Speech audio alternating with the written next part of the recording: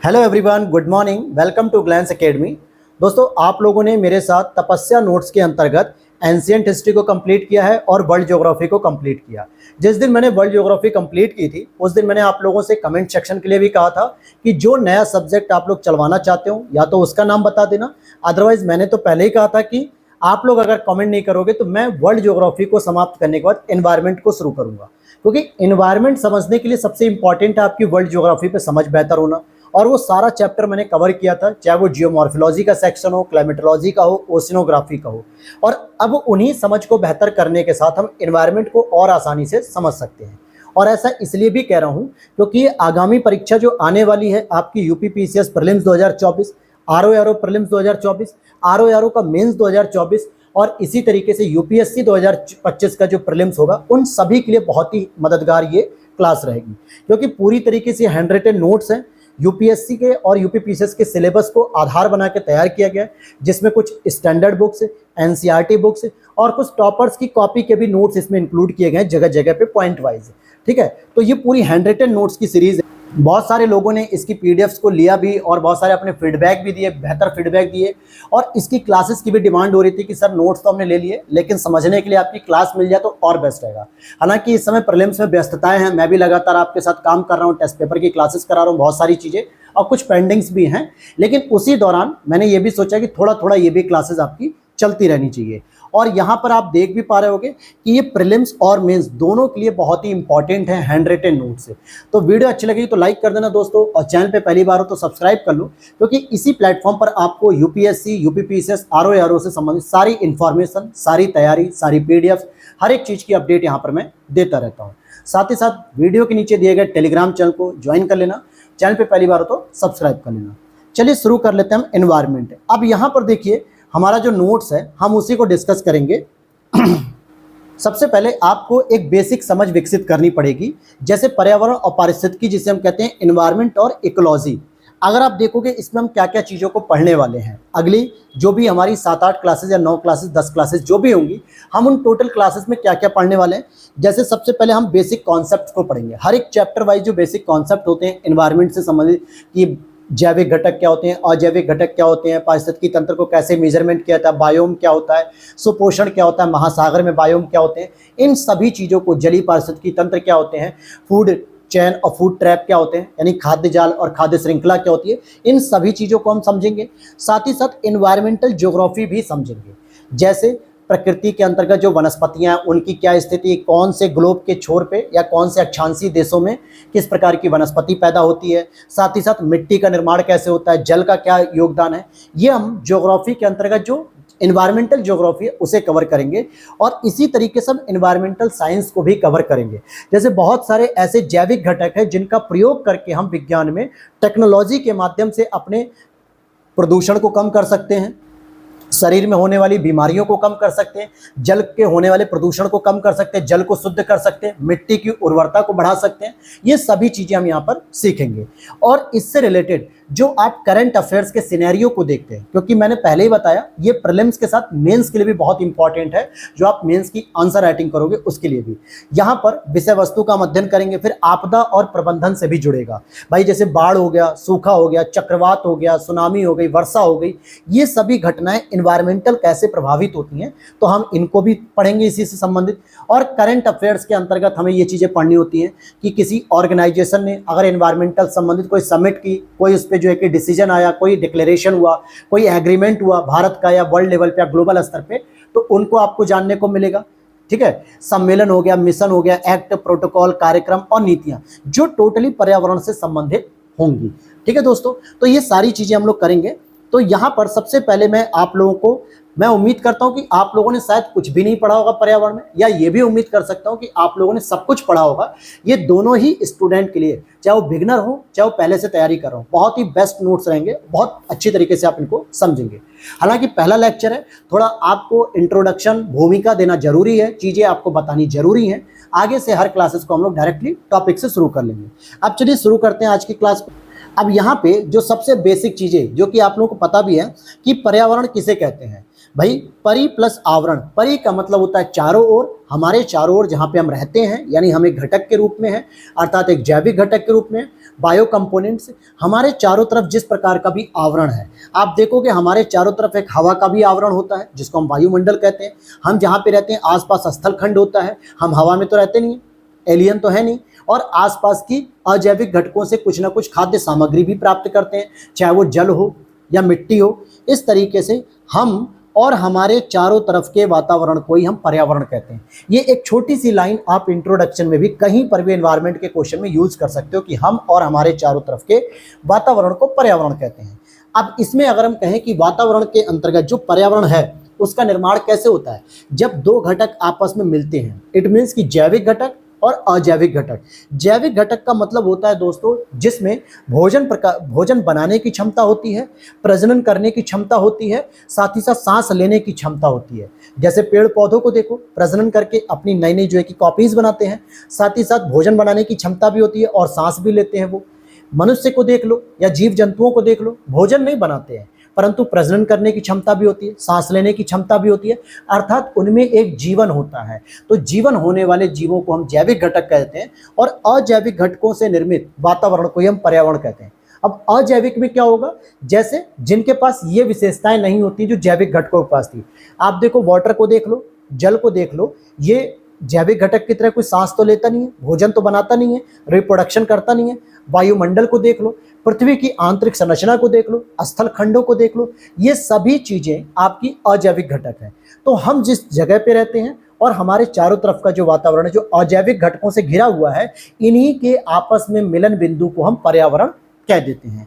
और जिसमें मानव एक बहुत ही महत्वपूर्ण घटक होता है, क्योंकि ह्यूमन ही तो पर्यावरण को कहीं ना कहीं निर्धारित भी कर रहा है और कहीं ना कहीं इसमें परिवर्तन भी कर रहा है।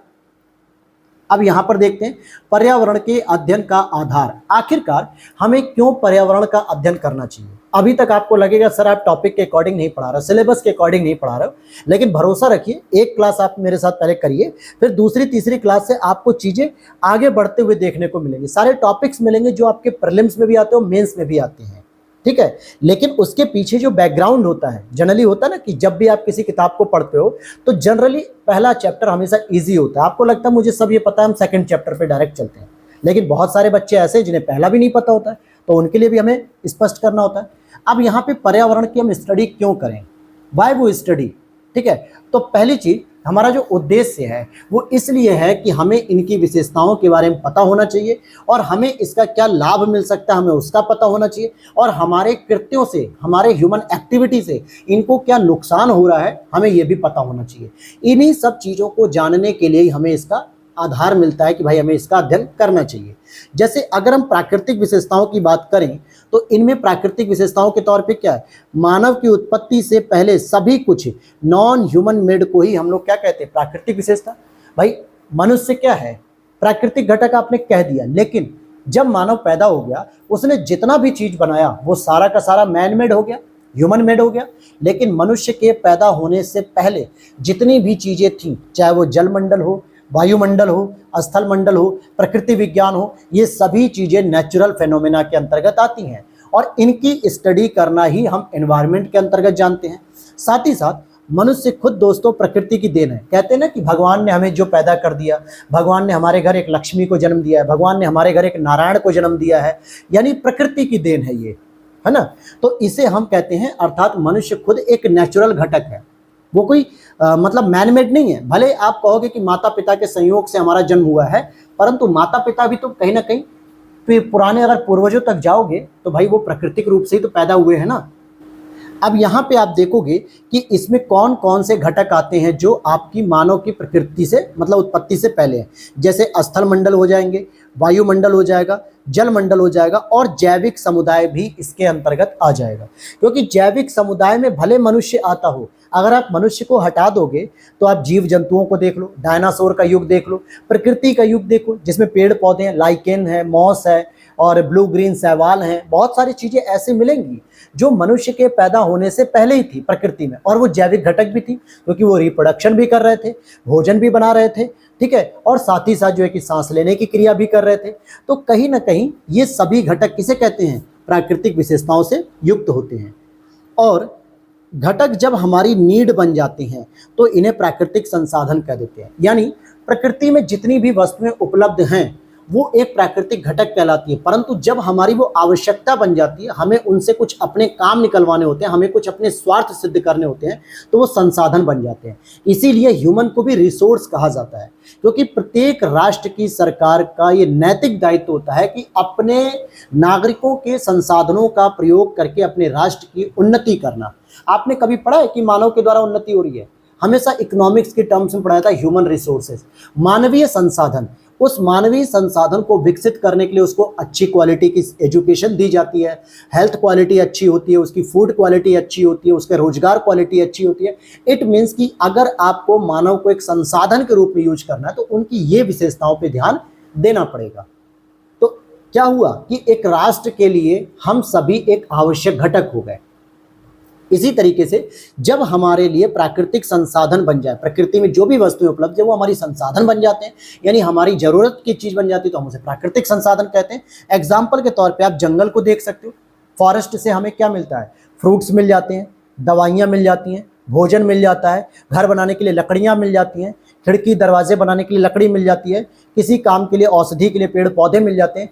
जनजातियां तो पत्तों से भी जो है कि अपनी थाली प्लेट वगैरह बनाते थे, तो संसाधन के रूप में हमने इसका प्रयोग करने लगे। अब यहाँ पे मुद्दा आया कि भाई अगर आप इन संसाधनों का प्रयोग कर रहे हो जो कि प्राकृतिक संसाधन है, अगर आप इनका अध्ययन नहीं करोगे कि किस प्रकार से इनको हम नई तरीके से नई प्रजाति में पैदा करें, तो हो सकता है कि एक समय के बाद ये विलुप्त हो जाए, और विलुप्त हो जाने पर मानव का अस्तित्व भी खतरे में आ जाएगा। तो इसीलिए हमें पता होना चाहिए इन सभी चीज़ों का। ठीक इसी प्रकार से हम आर्थिक विशेषताओं को भी ध्यान में रखते हैं। जैसे आर्थिक रूप से हम संसाधनों की बात करते हैं और आर्थिक क्रियाओं की बात करें, जैसे आप खनन करते हो, कृषि करते हो, उद्योग करते हो, सेवा क्षेत्र होते हैं, ये सभी आपस में संबंधित होते हैं, और जिसमें कि खनन और कृषि कहीं ना कहीं प्राकृतिक घटकों से ही संबंधित है। अब भाई कहीं पे अगर ज़्यादा माइनिंग हो रही है, जैसे आपने करंट अफेयर्स पढ़ा होगा कि आजकल रेत की माइनिंग ज़्यादा हो रही है, कोयले की माइनिंग ज़्यादा हो रही है, जिसकी वजह से पॉल्यूशन निकल रहा है, प्रदूषण निकल रहा है, और इस प्रदूषण का प्रभाव आपके समुद्री घटकों पे, स्थल के घटकों पे, ह्यूमन लाइफ पे, एनिमल लाइफ पे, प्लांट लाइफ पर, सभी पर एक निगेटिव इम्पैक्ट पड़ रहा है। तो इट मीन्स कि आर्थिक क्रियाओं करने के लिए जो आपको प्राकृतिक घटक की आवश्यकता पड़ रही है, आप उनका समुचित तरीके से दोहन करिए, संधारणीय दोहन करिए। ये सभी जानकारियों के लिए हमें एनवायरनमेंट की स्टडी करनी पड़ती है। हालांकि यहाँ पे जो मैं चीज़ पढ़ा रहा हूँ इस समय की क्लास में, इस समय जो मैंने अभी डिस्कस किया पिछले 10-12 मिनट में, तो हो सकता है आपको लगेगा सर ये इररिलेवेंट है, लेकिन किसी भी सब्जेक्ट को पढ़ने से पहले हमें एक फाउंडेशन बनानी पड़ती है, हमें एक बेस बनाना पड़ता है, जो सबसे जरूरी है। और स्पेशली उनके लिए जो सबसे बिगिनर होते हैं, जिन्होंने एनवायरनमेंट का ई नहीं देखा। केवल प्रकृति पढ़ लेना ही एनवायरनमेंट नहीं होता है दोस्तों। चलिए आगे देख लेते हैं। और जब सामाजिक विशेषताओं के तौर पे कि समाज की गतिविधियों या सहसंबंधों की जहाँ प्रधानता होती है, जैसे गाँव की बात करें तो गाँव में भी तो एक पर्यावरण है। आखिर गांव के लोग खेती किसानी से जुड़े होते हैं, ग्रामीण पृष्ठभूमि से जुड़े होते हैं, आपस में उनके संबंध बहुत अच्छे होते हैं। कई बार ऐसा भी आपने देखा होगा, अब तो खैर गांव की सोसाइटी बहुत चेंज हो गई है, बहुत ड्रामेटिक हो गई, यानी कि इगोइस्ट है, जिसे कहते हैं ईर्ष्या से भर गई। नहीं तो पहले हमारे पूर्वजों के समय देखोगे कि अगर किसी के घर बेटी की बारात आई है तो पूरा गांव उसको अपनी बेटी मान के पूरा जो है कि अपने सादर सत्कार में लग जाता था, कि जो बारात आई है उसके पूरे सम्मान में लगा रहता था, किसी भी तरीके से चूक नहीं होनी चाहिए। आज क्या होता है, आज गांव में ही आप देखो कि 4 घरों में दावत आई, 4 घरों में नहीं आई, जिन घरों में नहीं आती है वो लड़के वालों को भड़काते हैं कि भाई ये लड़की अच्छी नहीं है, दो भी, तमाम चीजें हैं ऐसी, और ये रियलिटी में बता रहा हूँ। लेकिन इससे पहले हमारा गांव आपस में सहसंबंधित था, बहुत लोगों से आपस में घुला मिला था, सब एक दूसरे को अपना मानते थे, अपने समझ कर जो है कि कर्तव्य करते थे। तो इस तरीके से आप एक भी चीज और देखोगे कि जहाँ पे प्राकृतिक घटक, आर्थिक घटक और सामाजिक घटक जुड़ जाते हैं, वहीं पर आपको सांस्कृतिक पर्यावरण देखने को मिलता है। यानी अगर आपका प्राकृतिक पर्यावरण जुड़ा, आर्थिक पर्यावरण जुड़ा, सामाजिक जुड़ गया, तो इन तीनों के मिलन से ही सांस्कृतिक पर्यावरण यानी एक संस्कृति का डेवलपमेंट होता है। जब भी आपने आर्ट एंड कल्चर के टॉपिक को पढ़ा होगा अगर सीरियसली, तो उसमें 2 बातें पढ़ी होंगी, संस्कृति और सभ्यता। सभ्यता हमेशा दोस्तों मूर्त अवस्था होती है, यानी फिजिकल वैल्यूज होती है एक तरीके से, जिसे हम लोग महसूस करने के साथ साथ देख पाते हैं। परंतु यही चीज़ें जब हमारी एक खून में आ जाती है, हमारे कल्चर में आ जाती है, यानी हमारे लिविंग स्टैंडर्ड में आ जाती है, रहन सहन में आ जाती है, तो इसे ही हम संस्कृति कहने लगते हैं। संस्कृति एक इनविजिबल कंपोनेंट है, यानी कंपोनेंट, यानी एक अदृश्य अमूर्त वाली, जिसको हम बस महसूस कर सकते हैं कि हाँ हम भारतीय हैं। भारतीय होना क्या हो गया, एक अपने आप में संस्कृति हो गई। और भारतीयों की संस्कृति कैसे निर्मित हुई, सभ्यता से निर्मित हुई। वही सभ्यता जहां पे आदिकालीन समय से जो है कि लौह धातुओं का परिचय देते हुए मेहरौली स्तंभ खड़ा है दिल्ली में, ठीक है। वहीं मुगल साम्राज्य की जो है कि मुगल साम्राज्य का जो है कि परंपरा को बनाए रखने के लिए ताजमहल आगरा में खड़ा है, जो 8 अजूबों में शामिल है। बहुत सारी चीजें। वहीं हमारे महात्मा गांधी जो दुनिया के हर देश में पूजे जाते हैं, ऐसा महान व्यक्तित्व हमारे यहाँ है। तो सभ्यताओं से ही संस्कृति का निर्माण होता है। तो ठीक वही मैं कह रहा हूँ कि सांस्कृतिक पर्यावरण का निर्माण भी इसी तरीके से होता है। अब देखिए, कुछ चीजें मैं आपको ऐसी बता रहा हूँ जो आपको पता होनी चाहिए, ठीक है। अब यहाँ पे अगर आप देखोगे इन चीजों को इन शॉर्ट, कि जब आप देखोगे कि जंगल, शहर और गांव, यानी आर्थिक क्रियाएं होती हैं शहरों में, प्राकृतिक क्रियाएं आपको जंगल में देखने को मिलेंगी और सामाजिक क्रियाएं आपको गांव में देखने को मिलेंगी। इन तीनों को ध्यान में रखते हुए राज्य जब नीतियां बनाती हैं, तभी जो है कि सतत विकास पर आधारित नीतियां भी तय करती हैं। और हालांकि इन्हीं को मैं इन शॉर्ट कर दूं तो प्राकृतिक घटक हो गया, सामाजिक घटक, आर्थिक घटक, और इनके मिलन बिंदु पे ही समाज के सहसंबंध से सतत विकास पर भी आधारित नीतियां बनती हैं। अब यहाँ पर मुद्दा आप समझना है आपको एनवायरमेंट का। और एक रिक्वेस्ट मेरी उनसे भी रहेगी जिन्होंने तपस्या नोट्स को ले लिया है, ठीक है, तो वो इसकी क्लास को जरूर देख लें। अदरवाइज नोट समझने में थोड़ी दिक्कत आ सकती है। हालांकि शुरू में आपको दिक्कत आएगी, आगे चल के बहुत आसान लैंग्वेज में सारी चीज़ें आप समझ रहोगे। अच्छा, जो लोग नए हैं, जिनको ये नोट्स भी पसंद आएंगे और वो चाहते होंगे कि पीडीएफ हम भी खरीद लें, तो देखिए पीडीएफ हमारी पेड होती हैं। जितने भी हैंड रिटन नोट्स हैं, चाहे वो लक्ष्यभेद नोट्स हो, तपस्या नोट्स हो या फिर परिणाम नोट्स हो, इनकी जानकारी वीडियो के नीचे दिए गए व्हाट्सअप नंबर पर मिल जाएगी, या मैं डिस्प्ले पर लिख देता हूँ 8527594636। इस नंबर पर आप केवल व्हाट्सअप करिएगा, कॉलिंग रिसीव नहीं होती है। मेरी टीम आपसे रिप्लाई कर देगी, सारे मैसेजेस की सारी डिटेल वगैरह सब आपको प्रोवाइड करा देगी। चलिए टॉपिक पर दोबारा आ जाते हैं। मानवीय हस्तक्षेप से, यानी मतलब मानवीय हस्तक्षेप रहित वातावरण के साथ समायोजन अनुकूलन करना ही जंगल में जनजातियों ने सीखा। जनजातियों ने क्या किया, जंगल के साथ कभी भी दोहन नहीं किया। आप ध्यान देना, कभी भी आदिकालीन समय से जनजातियां हमारे भारत में रही हैं। इवन कि पूरे विश्व में जनजातियां अलग अलग जो है कि जनजातियां रही हैं, और जनजातियों का मूल निवास स्थान ही जंगल होता है। जनजातियों के रहने पे कभी भी जंगल को नुकसान नहीं हुआ, क्योंकि उन्हें पता है कि हम कितना हस्तक्षेप कर सकते हैं और कितना नहीं कर सकते। सबसे ज्यादा जो जंगल को नुकसान वो शहरी क्रियाकलाप से हुआ, औद्योगिक क्रियाकलाप से हुआ, जो हम और आप मिलकर करते हैं, ठीक है। और साथ ही साथ यही परंपरा आप देखोगे, अंग्रेजी के जब भारत था, ब्रिटिश भारत था, तो वहां पे भी अंग्रेजों ने जनजातियों की पद्धति को बदलने का प्रयास किया कि भाई उससे नुकसान पहुंचने लगा जंगल को। तो ये चीजें डिपेंड करती हैं। फिर कहीं आर्थिक क्रियाओं की प्रधानता होती है, कहीं समाज के साथ संबंध होते हैं, और इन सभी के मिलन बिंदु से ही आपका मानव द्वारा एक संशोधित पर्यावरण बनता है, जिसमें सांस्कृतिक पर्यावरण कहते हैं, यानी जिसमें सभी गुण शामिल हैं, लेकिन कुछ गुण ज्यादा अच्छे होते हैं, कुछ गुण थोड़े खराब होते हैं, तो इन्हीं को परिवर्धित गुण भी कह देते हैं। अब यहाँ पे आगे हम बात करेंगे इसी चीज को कि आखिरकार पर्यावरण का अध्ययन हमें क्यों करना है। भाई हमने पढ़ लिया कि आर्थिक क्रियाएं कैसी होती हैं, सामाजिक क्रियाएं कैसे होती हैं, और प्राकृतिक क्रियाएं कैसे होती हैं, सांस्कृतिक क्रियाओं के में क्या योगदान होता है, ये सारी चीजें हमने सीख ली सर, लेकिन हम क्यों इसको देखें। तो यहाँ समझना है कि पर्यावरण के अध्ययन का उपयोग अध्ययन क्यों करें। तो सबसे पहले आपको समझना है कि पर्यावरण के घटकों का जो उपयोग होता है वो किस तरीके से हो रहा है। आर्थिक रूप से हो रहा है, सामाजिक विकास के लिए किया जा रहा है। भाई पर्यावरण के घटक जो भी आप देख लो, आप अपने आसपास की जिस भी चीज को देख रहे हो, चाहे वो प्राकृतिक घटक देख रहे हो, या वो प्राकृतिक घटक में आप स्थल मंडल को देखो, जल मंडल को देखो, स्पेस को देखो, टेक्नोलॉजी को देखो, किसी भी चीज को देखोगे, उसका एक ही उद्देश्य होता है कि प्रत्येक राष्ट्र अपने समाज का उत्थान करना चाहता है, समाज का विकास करना चाहता है, साथ ही साथ अपने देश का आर्थिक विकास भी करना चाहता है। इसीलिए हमेशा जीडीपी की बात की जाती है। और ऐसे में यहाँ पर दो तरीके से इसका प्रयोग हो सकता है। पहला, पॉजिटिव रूप से अगर हम देखें कि प्राकृतिक संसाधनों का उपयोग अगर मानवीय आवश्यकताओं की पूर्ति के लिए हो रहा है, तब तो भाई अच्छा थॉट है। और यही थॉट हमारे महात्मा गांधी जी ने भी दिया था। क्या कहा था उन्होंने कि प्रकृति में हर व्यक्ति की आवश्यकताओं को पूरा करने की क्षमता है, परंतु किसी एक व्यक्ति के लालच को पूरा करने की क्षमता नहीं है। भाई लालच तो असीम हो सकता है ना, असीमित हो सकता है लालच। कोई व्यक्ति अगर इतना लालची हो जाए कि नहीं मुझे प्रकृति के हर संसाधनों को नष्ट कर देना लेकिन पैसा खूब कमाना है, तो बेटा प्रकृति कम पड़ जाएगी। प्रकृति का विनाश हो जाएगा। लेकिन अगर केवल हम ये कहें कि भाई हमें अपने जीवन में रोटी कपड़ा मकान चाहिए, थोड़ी शिक्षा चाहिए, थोड़ी खुली हवा चाहिए, थोड़ा प्रकृति का विकास होना चाहिए, तो प्रकृति इतनी सक्षम है दोस्तों कि हमारी आवश्यकताओं को पूरा कर देगी। हालांकि ये जो कॉन्सेप्ट मैं बता रहा हूँ, ये आधुनिकीकरण या यूं कहें कि जो आपका पुनर्जागरण का काल था, औद्योगिकरण का जो काल था, युग ब्रिटिश में जो शुरू हुआ, ब्रिटेन में, यूरोप में 1800 शताब्दी में, इससे पहले की अगर आप आवश्यकताओं को देखोगे तो मानवीय आवश्यकताएं सामान्यतः प्रकृति के द्वारा पूरी हो जाती थी और ये बेहतर कॉन्सेप्ट था। परंतु आज की जो दुनिया है, ग्लोबलाइजेशन की जो दुनिया है, टेक्नोलॉजी की जो दुनिया है, साइबर अटैक की जो दुनिया है, आज शो ऑफ करने की जो दुनिया है, लोग अपने आप को दिखाते कुछ और हैं, होते कुछ और हैं। ठीक है, अगर इस दुनिया में बात करें तो संसाधनों का दोहन ज्यादा से ज्यादा किया जा रहा है और इससे संसाधनों का संकट हो रहा है और यही तो नेगेटिव थॉट हो जाएगा। आप देखो ना, वाटर क्राइसिस के लिए ऐसा हो सकता है कि थर्ड वर्ल्ड वार हो जाए। वाटर क्राइसिस के लिए कोई बड़ी बात नहीं होगी अगर वाटर क्राइसिस के लिए थर्ड वर्ल्ड वार हो जाए तो, क्योंकि जल का हम बिल्कुल ही क्या करते हैं, सदुपयोग करते ही नहीं है दोस्तों। दोहन तो बिल्कुल एकदम मारो, एकदम सत्यानाश कर रखा हो। यानी एक तो पहले ही पानी हमारे पास कम है पीने के लिए, ठीक, दूसरा हम ग्राउंड वाटर को भी हार्मफुल कर रहे हैं, आर्सेनिक जैसे बहुत बड़े बड़े केमिकल पड़ रहे हैं। साथ ही साथ हम वाटर, जो रेन वाटर होता है, बारिश का पानी, उसको हम कंज्यूम नहीं कर रहे होते हैं, उसको स्टोर नहीं कर रहे होते हैं। बहुत सारी समस्याओं के बाद हम देख सकते हैं कि जल का संसाधन दुरुपयोग हो रहा है, भाई हो रहा है ना।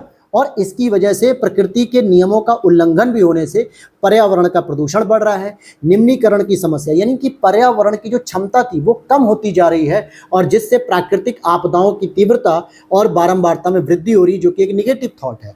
जैसे कई बार ऐसा आपने देखोगे कि बारिश का मौसम में जो है कि बारिश ही नहीं होती है, धान के खेतों को पानी नहीं मिलता, जिससे चावल का उत्पादन कम हो जाता है, फिर फाइनली जो है कि चावल की कीमत बढ़ जाती है।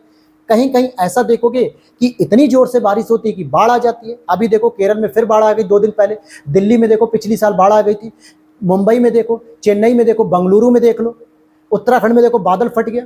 तो बहुत सारी ऐसी प्राकृतिक आपदाएं होती हैं। कहीं चक्रवात आ जाता है तो हमारा पूर्वी तट पूरा ध्वस्त हो जाता है, आंध्र प्रदेश, उड़ीसा, पश्चिम बंगाल पूरा का पूरा तहस नहस हो जाता है। तो इसका मतलब है कि प्रकृति का अगर आप नियमों का उल्लंघन कर रहे हो, प्रकृति के उसके साथ छेड़खानी कर रहे हो, उसके बैलेंस को तोड़ रहे हो, तो कहीं ना कहीं प्रदूषण तो बढ़ेगा ही बढ़ेगा, प्राकृतिक आपदाएं भी बढ़ेंगी। और इन्हीं के लिए हमें जरूरी है कि प्राकृतिक आपदाओं से कैसे निपटा जा सकता है, कैसे हम पर्यावरण के प्रदूषण को कम कर सकते हैं, कैसे हम प्रकृति के नियमों का उल्लंघन करना रोक सकते हैं, इन सभी के लिए पर्यावरण का अध्ययन करना जरूरी होता है। और निष्कर्ष क्या निकलता है कि पर्यावरण का अध्ययन केवल आर्थिक या सामाजिक विकास के लिए नहीं करना है कि जो भी पर्यावरण में संसाधन है उसका दुरुपयोग किए रहो और आर्थिक और सामाजिक विकास करते रहो, बल्कि पर्यावरण के संरक्षण और प्रबंधन के लिए भी आवश्यक है। और इसीलिए आप पढ़ते हो एनवायरमेंटल मैनेजमेंट, डिजास्टर मैनेजमेंट, एक चैप्टर भी है, सिलेबस भी है आपका, इसीलिए पढ़ा जाता है ना। और सतत विकास के लिए एक पीढ़ी से दूसरी पीढ़ी को भी उतनी ही मात्रा मिलनी चाहिए, ठीक है, उचित मात्रा मिलनी चाहिए। अब इसीलिए तो सस्टेनेबल डेवलपमेंट गोल, हम जो 17 गोल पढ़ते हैं, जो यूएन के द्वारा 2015 में लॉन्च किए गए थे और 2030 तक उसका अचीवमेंट करना है। लेकिन अभी बहुत सारे देश इन गोल्स को अचीव करने में बहुत पीछे, इवन कि भारत भी बहुत पीछे है दोस्तों। भारत कोई बहुत तीर नहीं मार रहा है इस चीज़ में, बहुत पीछे अभी भी। ऐसा क्यों हो रहा है? क्योंकि हम केवल कागजों में तो देख रहे हैं सस्टेनेबल डेवलपमेंट करना है, प्रकृति के संसाधनों का सदुपयोग करना है, लेकिन असल जिंदगी में देखा जाए तो प्रत्येक व्यक्ति के द्वारा प्रकृति का दोहन किया जा रहा है, दुरुपयोग किया जा रहा है। और इस वजह से जो है कि प्राकृतिक आपदाएं आ रही हैं, प्राकृतिक दुविधाएं आ रही हैं, प्राकृतिक समस्याएं आ रही हैं। प्रकृति के साथ खेलोगे तो प्रकृति हमें जो है कि तमाचा मारेगी, है ना। तो सीधी बात है। तो इसीलिए आपको क्या सीखने में मिला कि पर्यावरण का अगर अध्ययन करना है तो क्यों करना है कि ये देखने के लिए करना है कि भाई जो प्रकृति के द्वारा जो संसाधन प्रदान किए जा रहे हैं, इनका प्रयोग केवल आर्थिक और सामाजिक विकास ही नहीं करना है, बल्कि प्रकृति का संरक्षण भी करना है। और आने वाली जो हमारी पीढ़ी होगी, जो हमारे बेटे होंगे, उनके पोते नाती जो भी होंगे, उनको भी उचित मात्रा में जल मिलना चाहिए, अच्छी क्वालिटी का मिलना चाहिए, अच्छी क्वालिटी की सड़कें मिलनी चाहिए, अच्छे वाईफाई मिलने चाहिए, बहुत सारे संसाधन भी उन्हें वैसे ही मिलने चाहिए जैसे आज हमें मिल रहा है, आपको मिल रहे हैं। तो ये हमारी तो नैतिक जिम्मेदारी होगी ना। जब हम ही खा जाएंगे पूरा, तो अपने बच्चों के लिए क्या रखेंगे? एक माँ से सीख सकते हो आप। माँ भले भूखे पेट सो जाती है, परंतु अपने बच्चों को कभी भूखा नहीं सोने देती है। यही गुण आपको भी डेवलप करना पड़ेगा, चाहे पुरुष हो चाहे महिला हो। तभी आप जाके अपनी आगे वाली पीढ़ी के बारे में सोच सकोगे और उसको ध्यान में रख के अपने जहन में अगर रखोगे उस चीज़ को, तब आप प्राकृतिक संसाधनों का बहुत चुन चुन के प्रयोग करोगे। दोहन तो बिल्कुल करोगे ही नहीं, ये बात हकीकत है। ठीक है, चलिए टॉपिक पे आते हैं दोबारा। इमोशनल ज़्यादा नहीं होना, लेकिन आपको नॉलेज होनी चाहिए, तभी पर्यावरण पढ़ने का कोई मतलब है। और सिविल सर्विसेज से एक उम्मीद भी यही की जाती है सिविल एस्पिरेंट से। पर्यावरण के अगर हम प्रकारों की बात कर लें, एक होता है आपका प्राकृतिक पर्यावरण, एक होता है आपका सांस्कृतिक पर्यावरण। सांस्कृतिक पर्यावरण में आपका सामाजिक और आर्थिक पर्यावरण शामिल हो गए हैं। तो हमने अभी पढ़ा था कि अगर प्राकृतिक पर्यावरण को मिला दिया जाए, आर्थिक पर्यावरण को अगर मिला दिया जाए, सामाजिक पर्यावरण को मिला दिया जाए, तो ये जो मिला हुआ पार्ट होता है यही आपका सांस्कृतिक पर्यावरण बन जाता है। तो इन शॉर्ट हम कह सकते हैं कि सांस्कृतिक पर्यावरण को अगर हम एक स्ट्रीम मान लेते हैं जिसमें सामाजिक और आर्थिक दोनों आता है, तो दूसरा स्ट्रीम हो जाएगा प्राकृतिक पर्यावरण।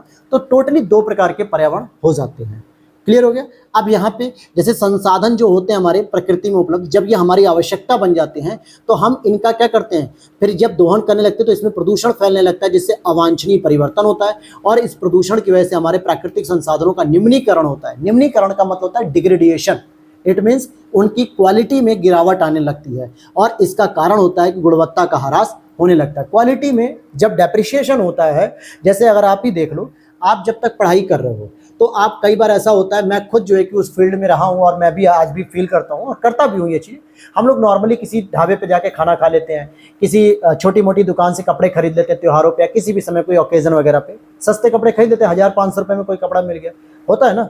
लेकिन जैसे ही आप एक ब्यूरोक्रेट्स बनते हो, एक IAS ऑफिसर बनते हो, एक PCS ऑफिसर बनते हो, या किसी भी गवर्नमेंट जॉब में आते हो, एक अच्छे पैकेज पे आते हो प्राइवेट सेक्टर में भी, आपका लेवल तुरंत हाई हो जाता है, क्योंकि फिर आप अपनी क्वालिटी से कॉम्प्रोमाइज़ नहीं करते हो। फिर आप 5 स्टार होटल में, रेस्टोरेंट में, अच्छे रेस्टोरेंट में खाना खाते हो कि खाने का प्राइस 200 की जगह 500 रुपये लग जाए, क्वालिटी नहीं डाउन होनी चाहिए।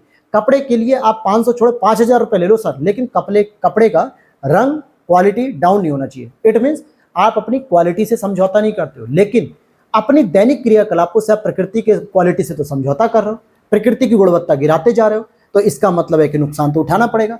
तो चलिए, यहाँ तक आपने समझा एनवायरनमेंट के बारे में। अब हम चलते हैं आगे अपने एक टॉपिक इकोलॉजी। आखिरकार एनवायरनमेंट और इकोलॉजी जो 2 शब्द प्रयोग किए गए थे, तो इकोलॉजी क्या होती है, एनवायरनमेंट तो समझ लिया आपने, इकोलॉजी क्या होती है ये समझते हैं। तो यहाँ पर हमें समझना होगा कि इको जो लॉजी है, अर्थात कि इकोलॉजी का मतलब क्या हो गया। लॉजी मतलब होता है अध्ययन करना, इको मतलब क्या हो गया, एक तरीके से पर्यावरण का अध्ययन करना, या सामान्यतः इसे हम कह सकते हैं कि घटकों के अंतर संबंधों पर जो आधारित वैज्ञानिक अध्ययन होता है उसे ही हम इकोलॉजी कहते हैं। अब घटक क्या होते हैं पर्यावरण में, तो देखो 2 ही घटक होते हैं, एक होता है जैविक घटक और एक होता है अजैविक घटक, जिसको हम लोगों ने कहा कि जो घटक भोजन बना सकता है, बच्चे पैदा कर सकता है, सांस लेने की क्रिया कर सकता है, मेटाबॉलिज्म की क्रिया चलती है, उसे हम कहते हैं जैविक घटक। फिर चाहे उसमें पेड़ पौधे आ जाएं, जीव जंतु आ जाएं, कीट फतिंगे आ जाएं या मनुष्य आ जाए।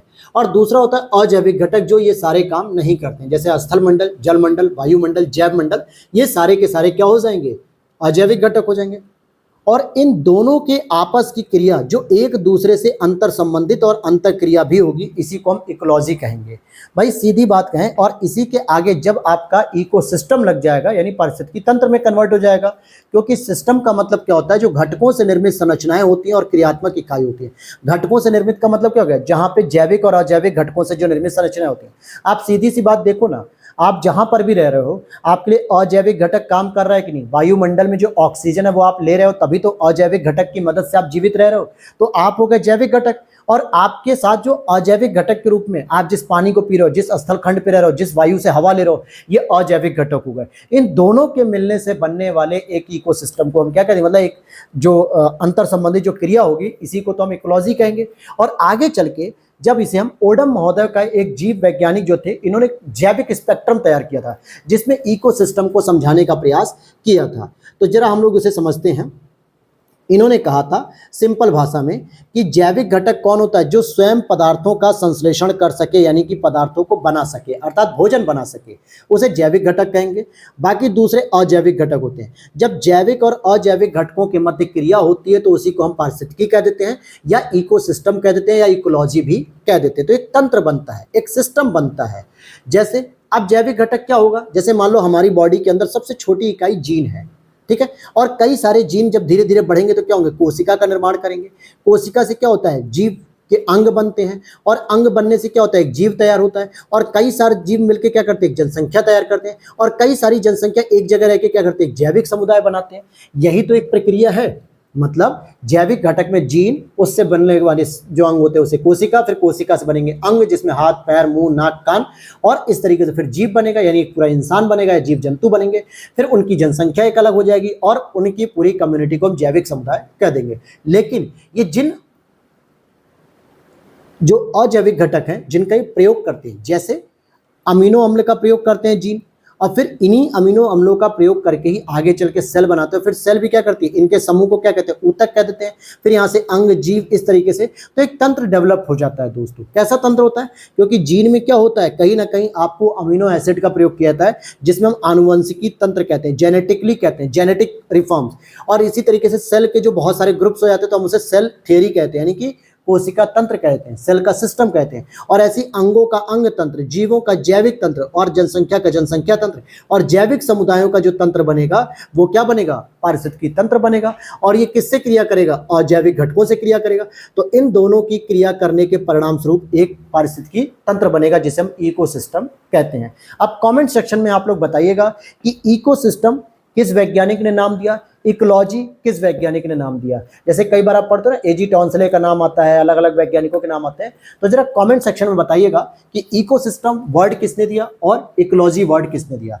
अभी तक आपने जितना कुछ भी पढ़ा है, मैं खुद कह रहा हूं कि आपको हो सकता है प्रीलिम्स में यहाँ से कोई प्रश्न न मिले, मेंस में लेकिन लिखने की थोड़ी सी एक आपकी राइटिंग को सुधारेगा कि किस तरीके से आपको मेंस के लिए बेसिक जानकारी होनी चाहिए। अब हम आगे चलते हैं, अपने टॉपिक की तरफ आगे बढ़ते हैं जहां से प्रश्न बनने शुरू होंगे। ठीक है, तो कुछ बेसिक फाउंडेशन हमें बनाना जरूरी होता है ताकि आप लोग उन चीजों को समझ सकें। सबसे पहले अगर आप देखोगे कि हमारे इकोसिस्टम में जो जैविक और अजैविक घटक हैं, इनकी उपयोगिता कैसे निर्धारित होगी। मान लीजिए आपके हरे वनस्पति जो हैं, क्या है मेरे दोस्त, हरे वनस्पति जो हैं ये आपका एक तरीके से क्या हो गया, हरे वनस्पति आपके जैविक घटक हो गए, जैविक घटक हो गए कि नहीं। लेकिन ये अकेला क्या काम कर सकता था, नहीं कर सकता ना, क्योंकि इसके लिए चाहिए इसको अजैविक घटक। अब अजैविक घटक में ये क्या करेगा, सूर्य से आने वाले प्रकाश को ग्रहण कर लेगा, वायुमंडल में उपस्थित कार्बन डाइऑक्साइड को ग्रहण कर लेगा, मिट्टी के अंदर जो जल उपस्थित है, जो पोषक तत्व उपस्थित है उसे ग्रहण करेगा, और इसके बाद एक भोजन बनाएगा।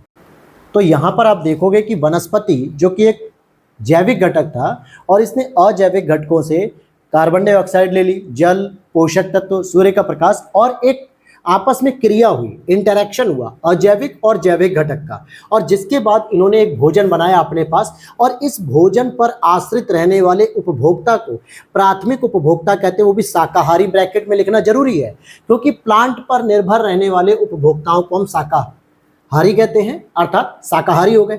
अब इन शाकाहारियों पर रहने वाले जो निर्भर होते हैं उनको हम द्वितीय उपभोक्ता कहते हैं, जिसको हम मांसाहारी कहते हैं।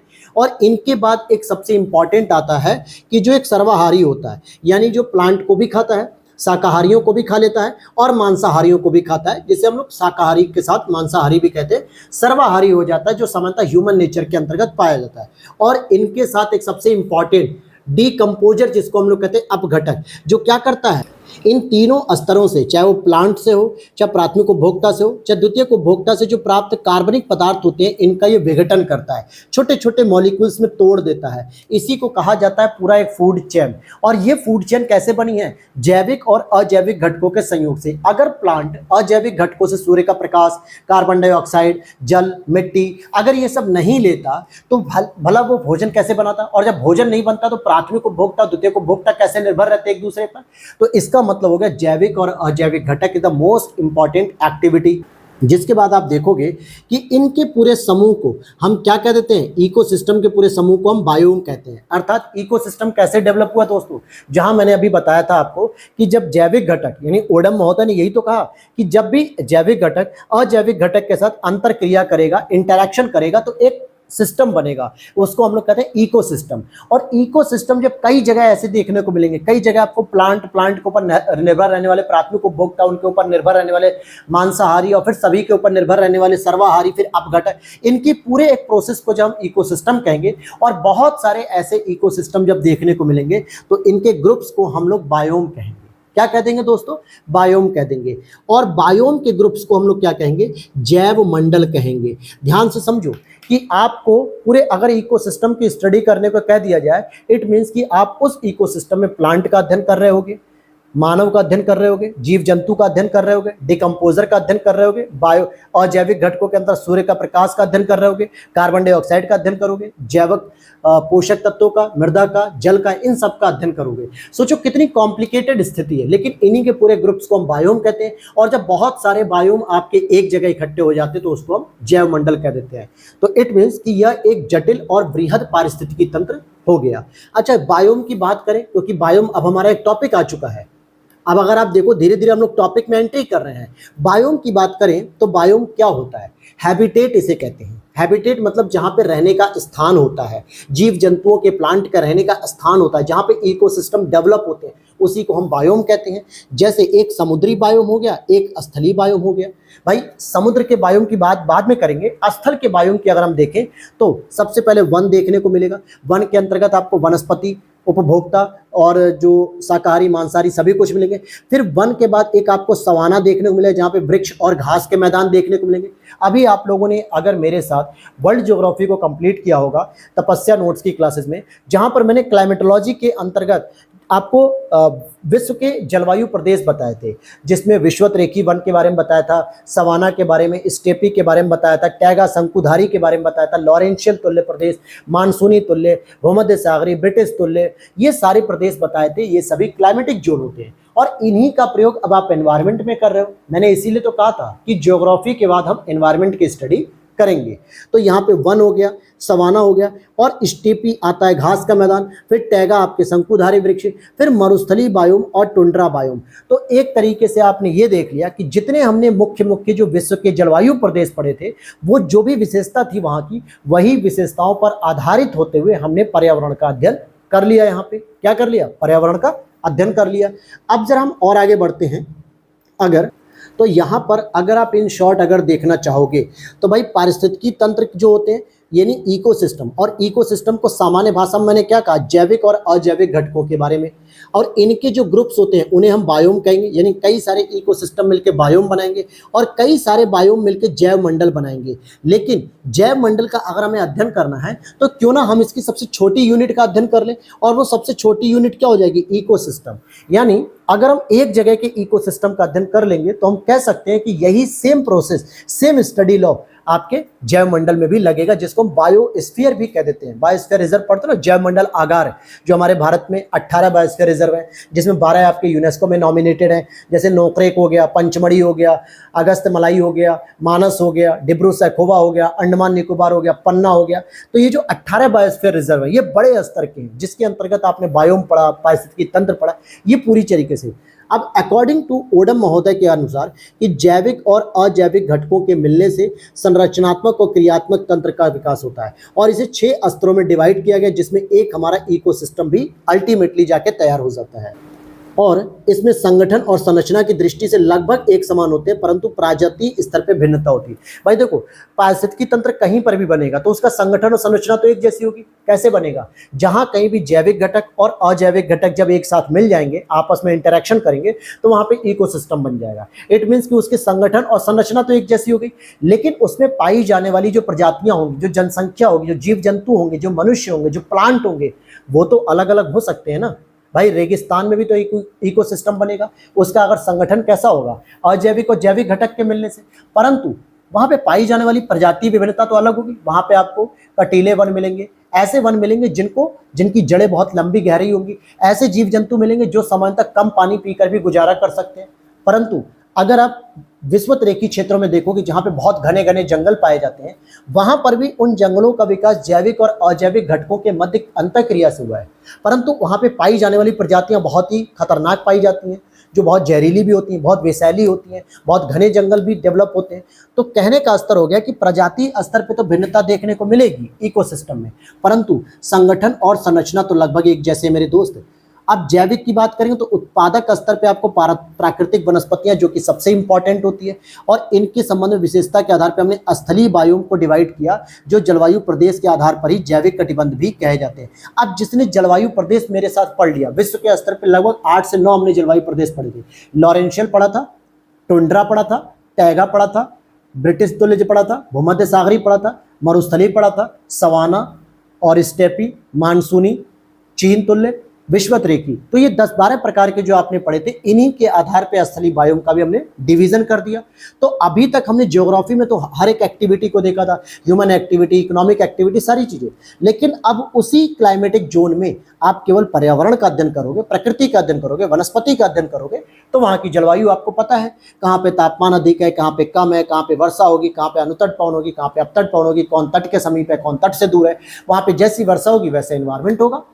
तो क्लियर हो रहा है बात? इसीलिए मैंने कहा था वर्ल्ड ज्योग्राफी को देखने के बाद हम एनवायरनमेंट को शुरू करेंगे, बहुत सारी चीजें वहां से आपको कनेक्टेड होंगी। और उसमें भी जलवायु एक सबसे महत्वपूर्ण कारण है दोस्तों, प्रभावित करने वाला। अगर आप देखो 0 डिग्री पे तापमान अधिक होता है, उतना ही बारिश भी अधिक होती है, और जब भी बारिश अधिक होगी, तापमान अधिक होगा, तो वनस्पतियों का विकास बहुत बेहतर होगा, अच्छी मात्रा में होगा। जितनी अधिक वनस्पतियां होंगी उतनी अधिक जैविक विविधता देखने को मिलेगी, डायवर्सिटी देखने को मिलेगी, अलग अलग प्रजातियां देखने को मिलेगी। लेकिन इसके जस्ट अपोजिट अगर आप मरुस्थल को देख लो, टुंड्रा प्रदेश को देखो, टैगा प्रदेश को देखो, जहां पर सामान्यतः आपको क्या देखने को मिला, तापमान बहुत कम है, बर्फीले क्षेत्र हैं, कुछ गिने चुने शंकुधारी वृक्ष है, या फिर रेगिस्तान में जो है कि मरुस्थलीय वृक्ष, बबूल और कैक्टस, नीम वगैरह यही सब है। जीव जंतु के नाम पे ऊंट सबसे अधिक देखने को मिलता है। तो ये प्रजाति विविधता कम हो गई। इसमें जलवायु सबसे बड़ा फैक्टर होता है आपका, जलवायु सबसे बड़ा फैक्टर होता है। और जलवायु के बारे में हमें अध्ययन करना ही नहीं है, क्योंकि हमने ऑलरेडी वर्ल्ड ज्योग्राफी में पढ़ा है। तो जिसने भी उन क्लासेस को नहीं देखा है तो पहले उन क्लासेस को जरूर देख लो। तपस्या नोट्स में सारे सब्जेक्ट की क्लास में एक ही प्लेलिस्ट में डाल रहा हूँ, अलग अलग नहीं, प्री प्लस मेंस ब्रैकेट में लिखा होगा और इस क्लियर लिखा होगा तपस्या नोट से। बस उसे प्लेलिस्ट ओपन करोगे, सारी ये क्लासेस आपको क्रम वाइज, आपको उसमें नंबर भी पड़ा हुआ 1 2 3 4 लेक्चर आप इजीली देख पाओगे। अब यहाँ पे अगर हम देखते हैं, देखो एक जैविक समुदाय की अगर हम बात करें तो इसका आपसी संबंध आपको स्थल मंडल से मिलेगा, जल मंडल से मिलेगा, वायुमंडल से मिलेगा, और इनके आपस में भी मंडल होते हैं। वायुमंडल का जल मंडल के साथ आपसी संबंध, स्थल मंडल का वायुमंडल के साथ आपसी संबंध, और जल मंडल और स्थल मंडल के बीच में आपसी संबंध है। तो सभी के बीच में आपस में कोई ना कोई इंटरेक्शन है ही है, और यही इंटरेक्शन जो है कि आपको क्या करता है, बेनिफिट देता है। ठीक है, यहाँ तक चीज़ें समझ में आ गई। अब यहाँ पे अगर हम और नीचे देखते हैं तो अब जितने भी आपके इकोसिस्टम होते हैं उनमें 3 चीज़ों का हमें अध्ययन करना होता है। उनका संगठन कैसा है, उनकी संरचना कैसी है, और उनकी फंक्शनैलिटी कैसी है।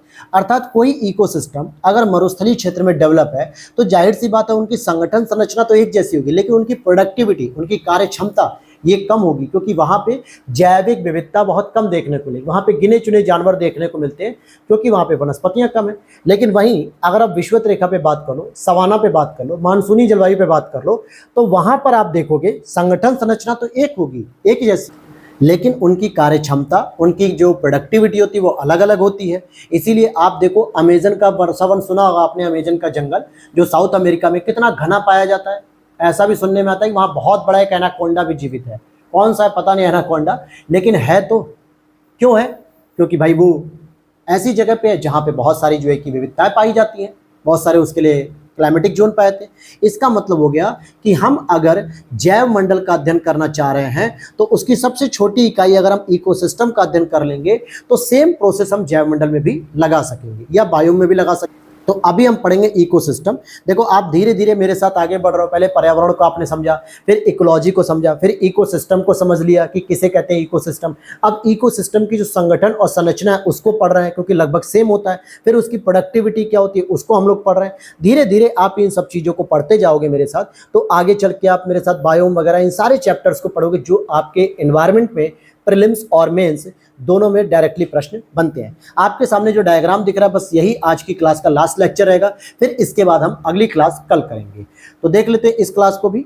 पारिस्थितिकी तंत्र का संगठन और संरचना और क्रियाशीलता। देखिए पहले हम संगठन की बात करते हैं, तो सिंपल सी बात है, पारिस्थितिकी तंत्र कब डेवलप होगा, जब जैविक और अजैविक दोनों घटक जब आपस में इंटरेक्शन करेंगे अंतःक्रिया।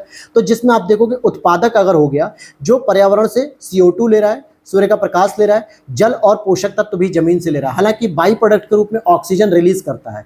तो यहाँ से इसने जो भी एनर्जी तैयार की, जो भी भोजन किया इसने, या जो भी अपने पास जो है कि प्रोडक्शन रखा, उसको हम लोग कहते हैं GPP, अर्थात कि सकल प्राथमिक उत्पादकता, अर्थात ग्रॉस प्राइमरी प्रोडक्शन। इसको हम लोग कहते हैं 1000 जूल मान लो इसने अपने लिए तैयार किया, तो इसका 90% अपने पास रखेगा स्वयं के यूज करने के लिए, यानी अपने पोषक तत्व को प्रदान करने के लिए, अपने आप को जीवित रखने के लिए, अपने जो हरी वनस्पति वनस्पतियां, हरी पत्तियां, उनको हरा रखने के लिए, जो फल फ्रूट्स हैं उनको पकाने के लिए, बड़ा करने के लिए, इतनी एनर्जी 90% ये खुद के पास रख लेगा। फिर इसके बाद 10% सेकेंडरी वाले के पास जाएगी, जिसे हम लोग कहते हैं नेट प्राइमरी प्रोडक्टिविटी, जो प्राथमिक उपभोक्ता होता है। और यहां से फिर ये भी 90% रखता है 10% का ही, तो बचेगा जो 1% वो सेकेंडरी प्रोडक्ट होता है या प्रोडक्टिविटी होती है, जो कि मांसाहारी के पास होती है। और इसी को ऊर्जा का एक दिशीय प्रवाह भी कहा जाता है।